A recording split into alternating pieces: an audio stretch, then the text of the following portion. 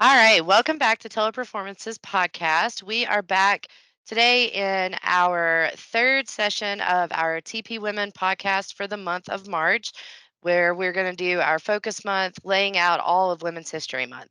So today I have with me Jennifer Sparks, who is the global head of our executive recruiting, and we're going to talk about the art of interviewing. But before I get into explaining exactly what that is, I'm going to give Jen a couple of minutes here to introduce herself and give you a little bit of her background. Audrey, thanks so much. First of all, thank you for inviting me to be a part of this series and this podcast. I'm really excited to be speaking to you about something I'm very passionate about, which is interviewing. And it's actually an appropriate time because 5 months ago, I was in the interviewing process for a role with Teleperformance. So I'm relatively new to the TP family. I joined 5 months ago as the global head of executive recruiting. And I'm working across the globe to build out and stand up our executive recruiting function. My background is 27 years in executive search. So I spent 18 years with Heidrick and Struggles and 10 years with Korn Ferry. Most of my life has been spent interviewing people.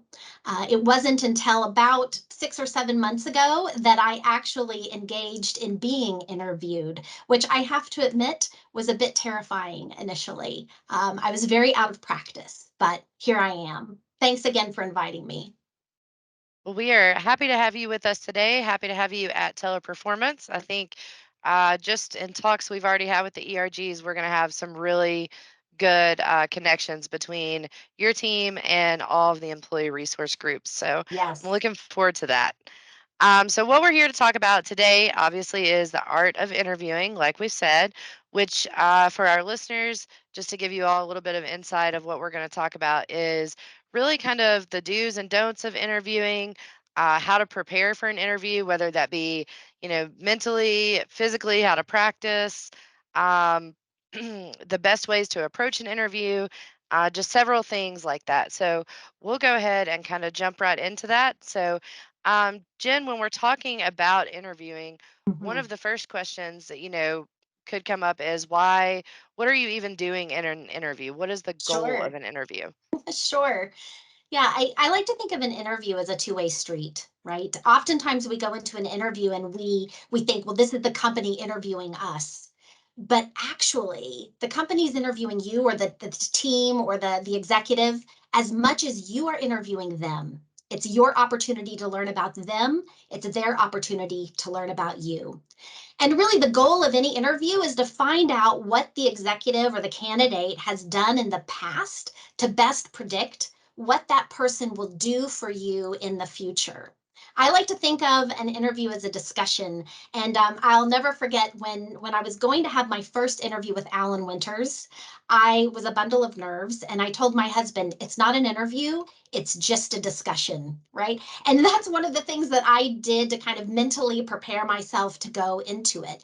Because you know what? At the end of the day, Audrey, it's a discussion about the one topic I know the very best, and that is myself, right? That's essentially what an interview is. Absolutely. And it's funny that you say that. Like we've talked before about the nerves and staying nervous. Even when Yes, I interviewed for teleperformance, I was coming out of a sales position and going into administration. So it was right. like not a whole new ball game, but it was something I haven't been a part of in a long time. And it was with Sean Cook, who is one of our vice presidents, who I know from working together at a previous company. Sure. And even knowing him, I was terrified. Of So course. and he talked me down in there. He was like, "Listen, this is just us talking. Like, you seem nervous." So, Yes. Yeah, feeling nervous before anything that we're going into, whether it be an interview or performance or public speaking, right? I mean, it's totally natural and normal. And it's really our body's way of ultimately helping us do our best. I mean, when we're nervous, we produce these stress hormones like adrenaline that our body can use to ultimately help us focus if we'll channel it in the right direction. So, when you think about, oh my gosh, I'm so nervous, right? And you've got the butterflies in your stomach and you've got the cold sweat or whatever it might be that you're experiencing, there are some things that we can do to kind of help us, again, take all of that and use it to our advantage. But in my opinion, the number one thing that you have to do when you're preparing for an interview and trying to conquer those nerves is you've got to be prepared. You are much less likely to freeze up if you're well prepared. And so, how do you do that? Right? You rehearse, you practice as much as you can, either alone, right? Just reflecting over your resume, thinking about questions, or in front of others. I even printed out a couple of questions that I thought might be asked of me, and I gave them, to my husband, and I said, "Ask me these questions and let me answer them." And it felt kind of silly and kind of dumb, but it actually ended up being really productive and helpful for me as I was preparing to interview with teleperformance. So, in my opinion, nothing calms our nerves like the confidence that comes from knowing that you're well prepared. Um, Another thing I might add is read the job description. Most of the time, not all of the time, but most of the time, there's a job spec, some kind of description that talks about what are the responsibilities that are going to come with this new role you're interviewing for, and what are the qualifications. I want to encourage you to really hone in on that qualifications section. Those are the experiences they're looking for in the individuals that they're interviewing to see if those people have those experiences in their background or the innate aptitudes to step in and actually do those things. And so then reflect on yourself. What have you done? What experiences have you had that align to what they're ultimately seeking? So practice, be prepared, read the job spec, and ultimately don't be afraid of your nerves, right? Positive self talk. I spend a lot of time in my head, right? And we can get that little negative voice. We all know it, it's out there that starts talking to us and beating us down a little bit. So conquer that negative voice with positive self talk. Thinking to yourself, I've got this, I can do this, I'm prepared, I've practiced, I'm qualified, right? That will kind of be that little pep talk you need before you go into the interview. Absolutely. And I think that goes honestly far beyond just the interview. I think anything that you're trying to do, practice Yes, is going to be key on it. Be ready, know what you're talking about.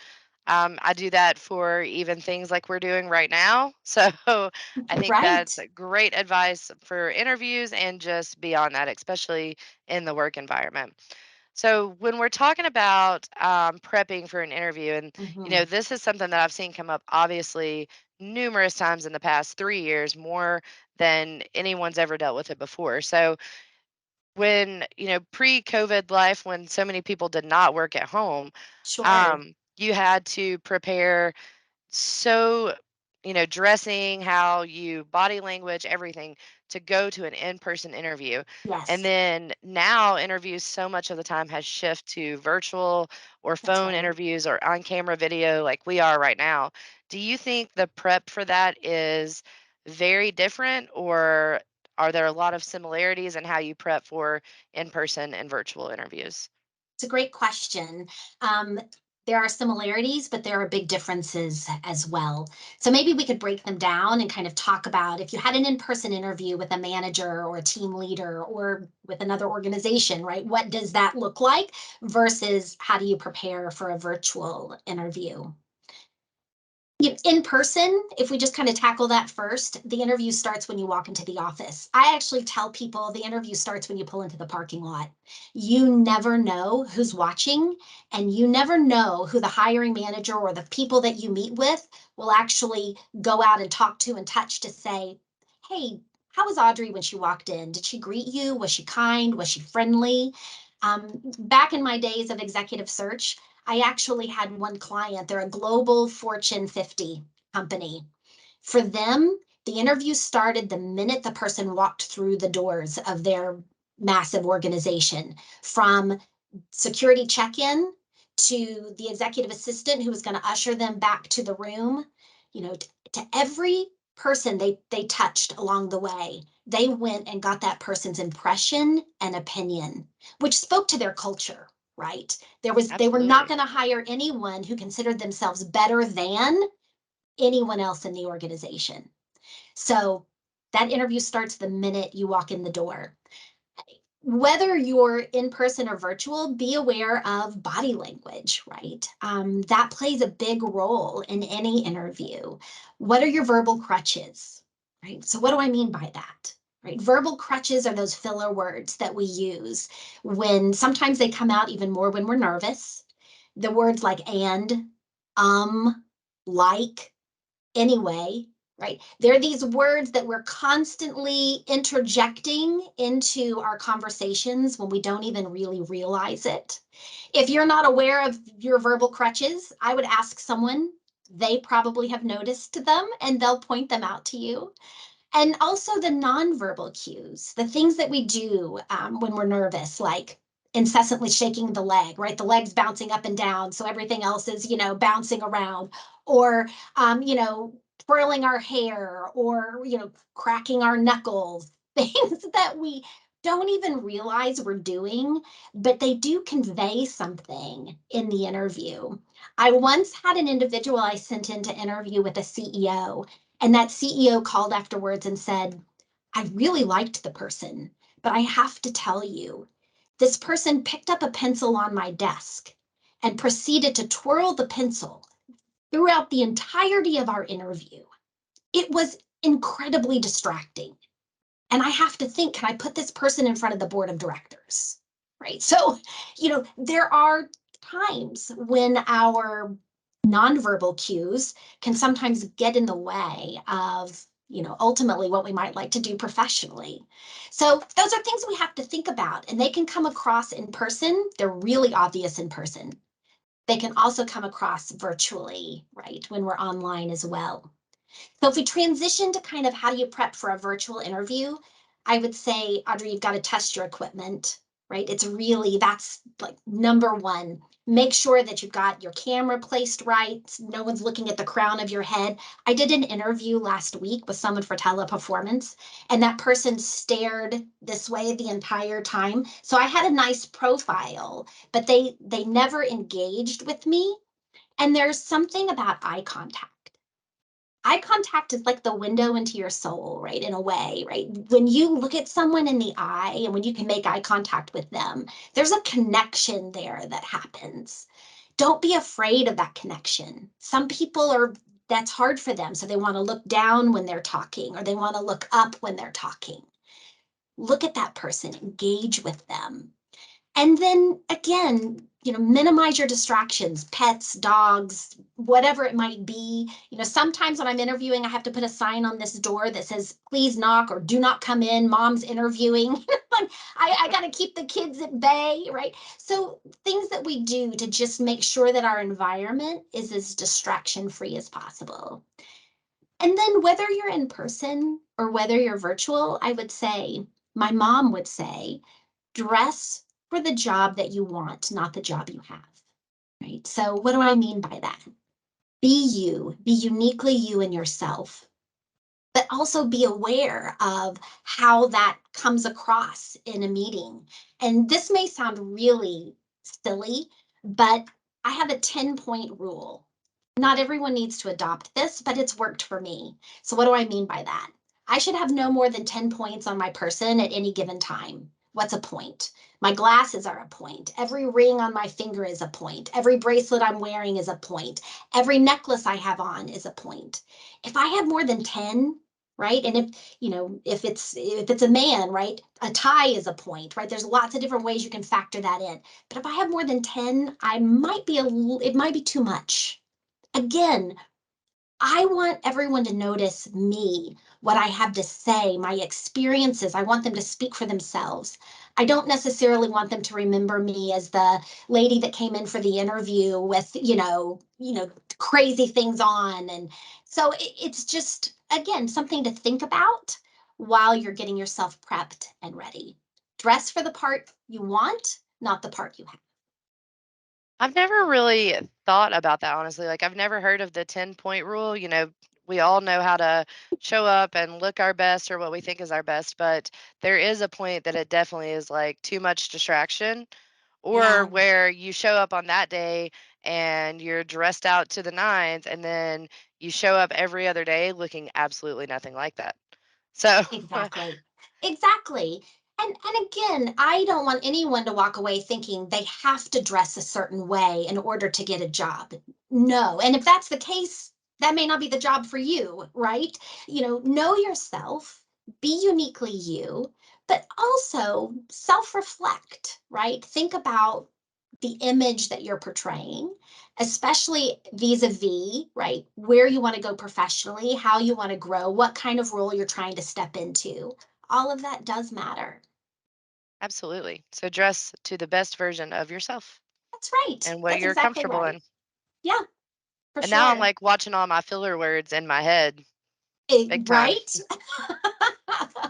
I'm You're glad doing this is great, not by an the interview way. because I said You're, like 12 times. you're doing great. So with that, so we've talked about, the prepping for an interview, how it's different in person and virtual. And once you get all that, you're really to the point of going into this interview Go in time. whatever capacity that it is. That's So what right. would you say is the best approach to the actual interview? Point number one, always tell the truth. That sounds kind of silly to have to say, but I cannot emphasize that a month as I cannot emphasize that too much. What do I mean by that? So I'm looking at resumes all day long, hundreds of resumes flooding across our desk. We're looking for certain skills, certain experiences based on the role that we've been asked to fill, the job description, etc. If I'm looking for someone that has an undergraduate degree, for example, if someone puts on their resume, I have a Bachelor of Arts in History, but they're 4 credits shy of actually achieving that Bachelor of Arts, I may not discover it. It may not be discovered for the next 10 or 15 years, but at some point that comes to light. And I can't tell you across the course of my career in executive search how many times we actually had to call a candidate who had gotten all the way through the process to say, hey, we've come across something in your background that doesn't seem to be what, adding up. Can you please explain? And then the person's falling all over themselves. Oh my gosh, I didn't realize I still had that on my resume. Oh my goodness, I didn't realize it came across that way. And ultimately, I can't think of a time when someone has misrepresented themselves that the company went ahead and decided to hire them into that role, right? It is so much better to tell the truth, right? Than misrepresent yourself. Yeah, and you bring up a good point. I think immediately back to which this was a podcast we did a long time ago. So it was probably before you were even here. But Miranda Collard said on a podcast, especially when it comes to women, if we see that we have A, B, and C on qualifications, but we don't have X, Y, and Z, then we won't apply. And I think this plays into that always telling the truth part of just you can still apply. You might not have X, Y, and Z, and you may still apply as long as you're willing to learn X, Y, and Z That's and you're exactly upfront right. about it. You still could be the perfect fit for this position. That's exactly right. And if I'm being a little vulnerable, right, with my own journey and my journey to teleperformance, when I was in the interviewing process, there was a small point where I thought, I don't know if I'm really qualified. Am I really qualified? I had some, I didn't have all. And I decided, you know what? The best way to approach that is by being honest. And so I honestly said, I see that you're asking for these qualifications and I fit here, but you realize I haven't done this. And we had an honest and open dialogue about it. And then it allowed me to ask some questions. It allowed teleperformance to ask some questions of me, right? And in the end, here I am, and I'm so glad. I love it, and I'm learning and I'm growing, but it's stretching me because there are aspects of this job that I hadn't done previously. So, to your point, I could have backed away and said, I'm not applying or stepped out of the process, but I decided instead to be honest about where I saw the gaps so that we could have a dialogue about that before, I stepped into a role. So be Yeah. honest, And I right? think you just hit on another really good point too is I think a big misinterpretation or, you know, whatever you want to call it on the interview process is that it's all about you just sitting there and telling about yourself for an hour or 30 minutes or however it goes, Mm, a conversation. So, can you talk a little bit about that? Like, you're not there to just talk, there's a listening mm-mm. piece to the interview as well. Huge. This is where many people, but this is where I say the train falls off the tracks from time to time, is someone comes into an interview and they feel this need to sell, right? To sell themselves, to sell their qualifications. And I think often as women, we feel that especially. Like, I've got a 1 hour interview and I've got to be able to prove to them everything that I've done and everything that I can do. And in the process of doing that, I don't take the time to listen, to step back and allow there to be a natural dialogue that unfolds. Remember at the beginning, I said they're interviewing you, but you are interviewing them just as much, right? They may think you're the best fit for them. You may come out of the interview and realize this probably isn't the best fit for me. And I think oftentimes in the interviewing process, we think we have no power or control. We actually do, right? I have the ability to say no and to step away at any given time. So, back to your point, remember that the interview is a two-way conversation and find find natural breaking points in the conversation to stop talking, to allow the other person to ask you more questions, to drill down and to begin to uncover some of the things that you've done. You don't have to give it all away at once. Let them ask you questions. You can then give them more information. That's perfect. And I think the next point that that's going to lead into is, you are going to have deep dive questions and they are going to want to know more information about your Yes, background. And that's right. I think we can all admit that we have messed up at some point in our careers. We have made mistakes. We have Of grown from course. it, but we have made mistakes. And there's, going to be times that that comes up, and what may have sounded like a negative, if it's said in one way, could actually be a positive in what came from it and how you grew from it.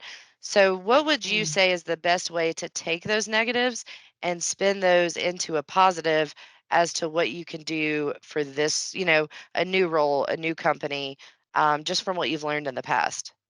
Yeah, that's a great question. So in my book, right, every positive has a negative. They're two sides of the same coin, one coin, right? One side is a negative, one side is a positive. Let me give you an example. One of my least favorite interviewing questions, but does get asked from time to time, is tell me about your strengths or tell me about your weaknesses, right? I think there are better ways that question could be asked. But regardless, it is a question that comes up from time to time. So, how do you answer that? If someone said to you, Audrey, tell me about your weaknesses, well, you want to be careful how you answer that question. So, one way that question could be answered is like this. I'm going to use my daughter as an example, and I think she would be okay with that. My daughter might say to you, one of my biggest weaknesses is actually that I am a perfectionist. I am a perfectionist to the core. And being a perfectionist, I can be incredibly detail oriented, but sometimes that level of detail bogs me down and keeps me from moving forward, right? However, that perfectionism is also one of my greatest strengths. I'm driven, I'm achievement oriented, right? And I want to do everything exceptionally well. So, what I'm learning about myself is that I need to be okay with better done than perfect sometimes. And I need to be able to recognize, and I'm working on it, when I'm getting bogged down and bring others in to maybe give me perspective and help push me along, right? So I've answered the question, but in that, I've taken what could be a negative, I've spun it into what can also be a positive. And at the same time, what that question is really getting at is how well do you know yourself? How self aware and self reflective are you? And think about interviewing is not just about does this person have the skill? Can this person run a P&L? Can this person put together a marketing campaign? Can this those are check the boxes, yes or no. What we're really looking at are innate attributes. What is someone's motivations? What are their drivers? What gets them out of bed every day, right? And gets them fired up and passionate to be in the office. That is what a good interviewer is really trying to get at. And we call that competency-based interviewing, right? Going past the does this person have this experience check to how does this person use their innate attributes to really apply themselves in a work environment to get something done. And there's something called the STAR method, lots of methods out there, but STAR stands for situation, task, action, and result, right? So often someone will say, tell me about a time when, tell me about a time when you had to take responsibility for something, or tell me about a time when you worked on a project and it failed. What did you learn from that, right? Those kinds of questions set you up for competency-based interviewing, which is that STAR method. So think about it in your mind. What was the situation? What did you walk into? What was the STARS task, right? What were you tasked with doing? What actions did you take? And then ultimately, what is the result? Typically in interviewing, we go straight to the result, don't we? I mean, we want to jump to the end and tell someone how well it turned out. Right, because it misses all of the bad parts that we've talked about, obviously should That's actually be right. showcased. That's right. The best interviewers, the most impressive interviewers that I've ever been a part of when I've been meeting with people are those people that can step me through in a very succinct way. What was the situation? What were the actions they took? What was the result? Right. So begin thinking along those lines. So as you're prepping for your interview and you're looking at your resume that you've put together, for every bullet in your resume, you should be thinking through what was the situation? How did I do it? How did I accomplish it? What was the end result? And that will help prepare you for some of those situational based or competency based interviewing questions. Absolutely. And so first, I want to go back and say that your example, I'm a Capricorn and I feel very attacked about being a perfectionist. That like spoke to my soul. I was like, oh my gosh, that's me. We every one of us, right? We all have. Our greatest strength, our superpower can also be our biggest weakness. So think about what Absolutely. is your superpower, right? Well, it's that you're a perfectionist. There are beautiful things about that, right? But there are the other they're the dark sides to our They're the superpowers, things that right? keep us up at night along with getting us up in the morning. Exactly. Exactly that we have to think through. Yes. So the next thing that I want to touch base on is because this is another part that I feel like is probably skipped a lot in their interview process, or from the person that is actually, going through the interview. Maybe they freeze in the moment, or they don't think about it beforehand, or they feel like, I don't, this is supposed to be interviewing me. I can't ask these questions. Right. For the people that are going through an interview, can you talk a little bit about the importance of actually, there is an importance of you asking those questions? Because, like you said, you have the power to say no, That's and right. you might be a perfect fit for them, and it might turn out they're not a good fit for you based on some of That's the right. questions you have. That's exactly right. I think we are often very nervous about asking questions, especially questions like, tell me a little bit about how this company values working moms, right? I'm a working mom. I have 3 kids. And when I interviewed with different people at Teleperformance, that is one of the questions I asked.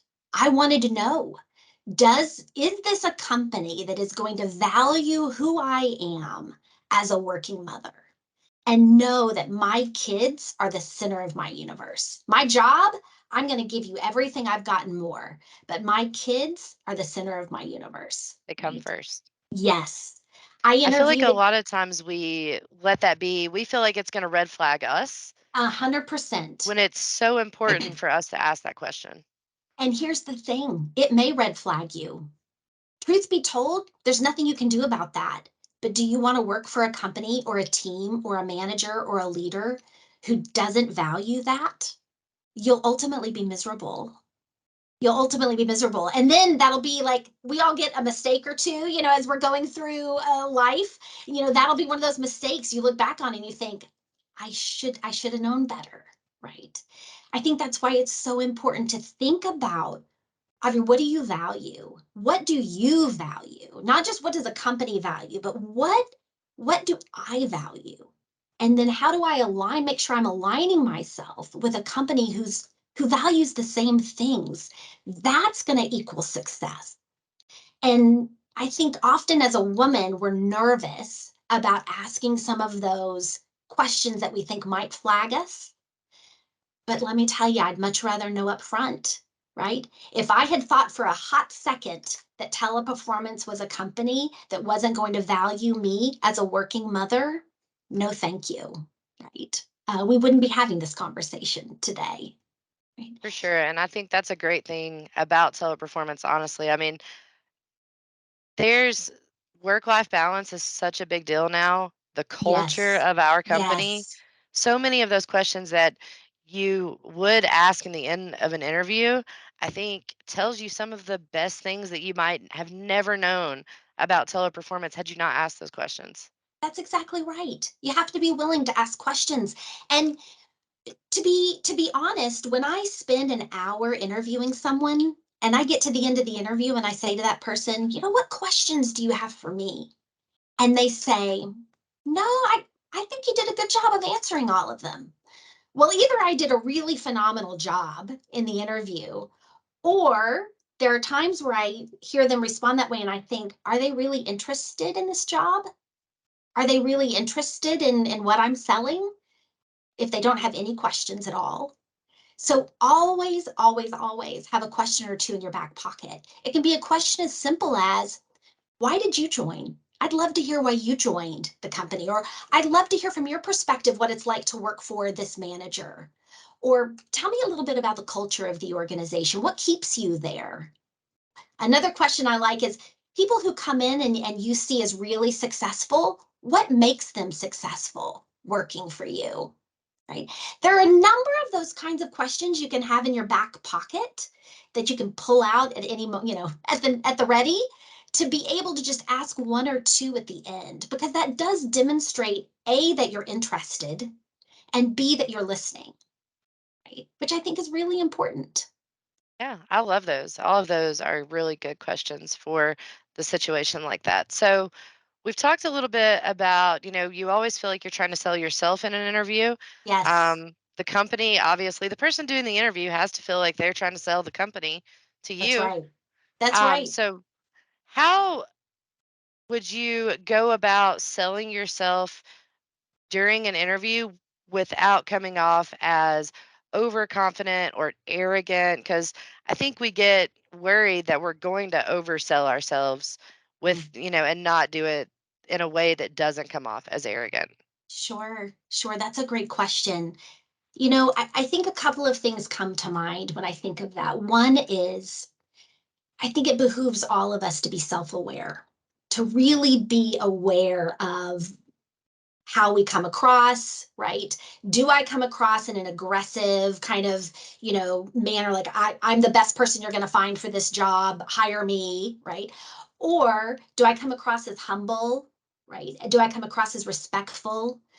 There's a difference between confidence and arrogance, right? A confident person, a self assured person, shows up one prepared, right? That plays into our confidence, right? Lack of preparation is a hit to our confidence, right? So Absolutely.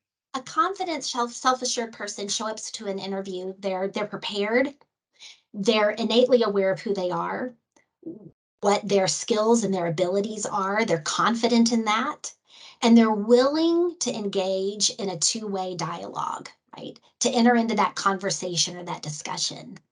An arrogant person shows up thinking they know it all, there's nothing new to learn, or they're name dropping, trying to prove that they, are the best, and they're not really open to listening. right? That's and there are many other things that play into it, right? But those are just a couple of things that come to the top of my mind when I've done interviews. I have certainly interviewed people who have come in the door with a very large ego, right? They think very highly of themselves and they want me to know that as well. It would be a privilege to hire them into the role, right? There might be some environments, some companies where that works. I would say most it doesn't. So again, be aware. Be aware. Temper yourself back just a little bit if you need to. And at the end of the day, Audrey, I cannot determine how you're going to perceive me. I can't. I'm not responsible for that. I'm responsible for how I show up. That's what I can control going into an interview. So I think a lot of it is an opportunity. Interviews give us the opportunity to really self-reflect. And it's one of the things I love the most about it. So we've talked about from the beginning, really, the prepping, how to get ready for an interview, how to practice, how to be prepared. We've talked about all the things that you should do. Yes, So I want to spend just a couple of minutes talking about the things you shouldn't do. Because there are sure. definitely, I feel like, red flags that companies look for or interviewers look for, and just some things that you should be back to that self awareness to make Yes, sure that you know your environment and that you would not do in an interview. sure. A couple of things immediately come to mind. One, be aware of how much you're talking. Are you monopolizing the time? Have 20 minutes gone by and you have not given the person interviewing you a chance to jump in and ask a question, right? If you find that the interviewer is constantly redirecting you, that is a clue to you that you're probably going off on rabbit trails, right? You're not tracking with the questions. Not answering the So question they're actually asking. that's exactly right. That's a big red flag to any interviewer, right? And all of us who've been doing interviews are probably shaking our head right now, like, yes, yes, right. The other thing I would say is when I'm interviewing someone and I'm asking them questions like, give me an example of a time when, and they don't give me an example. They're talking, in theory about how they would approach something versus saying, that's a great question. 5 years ago when I came into this role, this is what was happening in the organization. This is what I did to turn it around, right? They're giving me hard, concrete, factual examples of how they went about doing whatever I'm asking them about. Those concrete examples are what we're looking for, not, what you would do in theory if given the chance. So those are some things to think about as you're in the interviewing process, and those can be red flags to interviewers. When it's all said and done. Think all of those are good points to keep in mind. And Yes. so, Jen, before we wrap this up, I do want to just give, we've talked about some very specific things, but just overall with the art of interviewing and the things that we came to discuss today, Yeah. are there any just final thoughts that you want to leave those listening with? A couple of things. One, remember, you are interviewing them as much as they are interviewing you. You're not going into a situation where you have no power, right? You do have the power to step back and say no, just as much as the person interviewing you has the power to say, you're not the right fit for this role. Realize that we are all going to experience rejection in life. And it's hard, especially when it's a job, a role, a leader you want to work for, right? And you think you're really qualified and you're not given that chance. And right or wrong, there may be right reasons or wrong reasons, but the answer is still no. I think what I'd like each of you to remember is you are a very valuable commodity, right? You have something to offer. It's a matter of finding the right place where you can be valued for what you stand for, you know, your cultural values, and making sure that those all align. But you are valuable. And oftentimes we walk away from an interview, right? And we feel a little beaten down, Like, oh, that was really hard. I'm not good at this, right? Practice, practice, practice. The art of interviewing is not something that comes naturally to most people. Interviewing is a practice skill, it's a muscle that we have to exercise. Take opportunities to interview for things. Put yourself out there. Even if you don't get it or you ultimately decide it's not right for you, the more you interview, the better you'll become. At the end of every interview, ask yourself, what did I do well? I always start with a positive. I'm a firm believer in starting with a positive. What can you pat yourself on the back with? What did you do well? Then ask the question, what could I have done differently? If given the chance to do that over again, how would I have answered that question? Right? And then use that to fuel you for the next time, right? You'll be prepared the next time. So realize it's practice, it's doing it. It can be intimidating, it can be nerve-wracking, right? But ultimately, it's a conversation, it's a discussion, and you'll ultimately find where you need to land, and it will be good for you and for them. Those are some very good final thoughts. Uh, so I want to thank you first, Jen, for coming on and doing this podcast with us and making yourself available. I know only 5 months in, your schedule is probably insane.